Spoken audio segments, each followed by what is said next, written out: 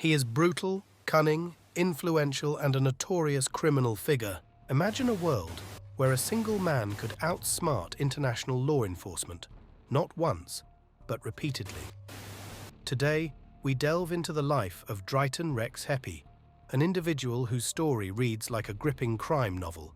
Between 2016 and 2017, Rexhepi allegedly trafficked a minimum of 5.9 tons of cocaine from Ecuador to Europe, reportedly yielding an approximate profit of $140 million.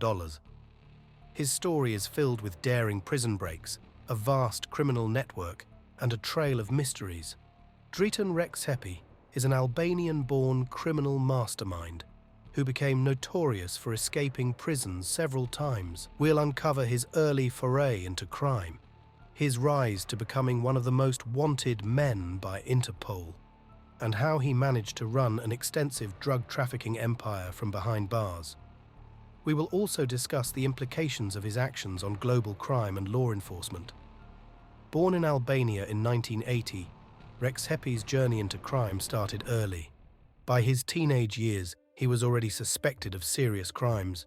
He was sentenced in absentia to 25 years in prison for the murder of 2 policemen in Fushë, Arben and Durim Kazmi, which happened in 1998. At that time, he was considered being a contract killer or a hitman by the Albanian police. His life on the run began at the turn of the century, involving robberies and drug smuggling, setting the stage for his later notoriety. Dritan's story takes a dramatic turn with his arrest in 2006 in Albania. However, his incarceration was short-lived as he managed to deceive the guards and escape. Former police officer Arben Frasheri recalls interrogating Dritan Rexhepi in 2006 in the Albanian port of Durres, when the door to the holding cell was left open during a break in questioning. Reports say Rexhepi walked into the corridor and told the officer on guard, "They're finished with me." He was allowed to leave. Dritan Rexhepi benefited from negligence, recalled Frasheri, and left the police premises. It was a costly lapse, giving rise to a career in which Rexhepi, now 40 years old, built an international crime syndicate that has funneled hundreds of millions of euros worth of cocaine from South America to Europe, even as Rexhepi has sat in a prison cell in Ecuador since 2014. This marked the first of his series of escapes, each more daring than the last, leading him to evade capture across several countries. Despite being behind bars, Rexhepi managed to orchestrate one of the largest drug syndicates, uniting 14 notorious Albanian organizations. This network was responsible for smuggling thousands of kilos of cocaine across Europe and Latin America, all coordinated from his prison cell. After his holding cell walkout in Durres in 2006, Dritan Rexhepi's second escape occurred after his 2008 arrest and extradition to Italy for cocaine trafficking.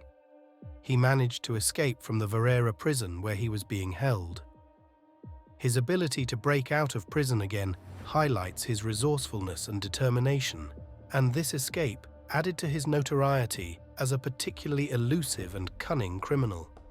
In 2011, he and 2 other inmates escaped from prison south of Milan, using a saw to cut the prison bars and bed sheets as a rope to reach the ground.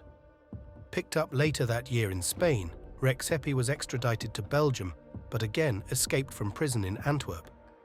Then, in June 2014, Rexhepi was arrested in Quito, the capital of Ecuador, as part of a police drugs bust in which 278 kilograms of cocaine were seized. He is currently serving a 13-year prison sentence, but is still wanted in Albania, Italy, and Belgium. Albanian authorities accuse Rexhepi of ordering and arranging, from his prison cell, the abduction of a 49-year-old man in central Albania in February last year. The victim has never been found and is presumed dead. Italian prosecutors accuse Rexhepi of ordering at least 2 other murders while in prison in Ecuador and Albania. Responding to the abduction charge in February last year, Rexhepi, speaking from his prison cell, told veteran Albanian crime journalist Artan Hoxha that he had never been involved in kidnapping or contract killings. Recalling how he had enrolled to study law at university in Tirana in 2005, Rexhepi said he had been forced into drug trafficking to survive after being charged with murder and escaping jail.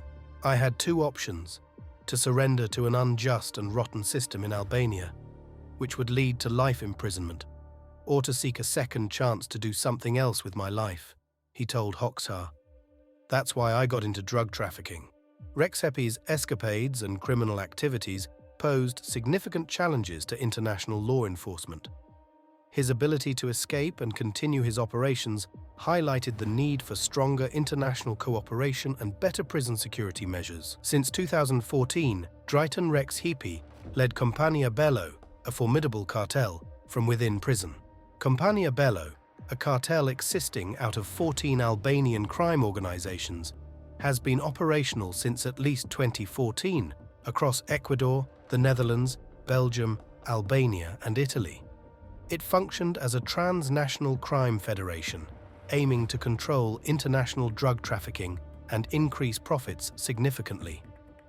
With close ties to South American cocaine producers, Kompania Bello facilitated the import and distribution of large drug quantities via Dutch and Belgian ports. Key figures include Rexhepi, his lieutenant Jorin Lambro, and other leaders like Gimi, Reti, and the Marku brothers. The cartel used encrypted communications and corrupt officials to manage operations and maintain a strict code of silence, threatening severe consequences for any breach. Dritan Rexhepi's story is a stark reminder of the complexities of international crime and the ongoing battle against it. What are your thoughts on this case?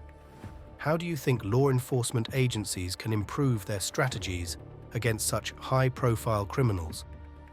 Share your thoughts in the comments, and if you're intrigued by stories like these, don't forget to like, subscribe.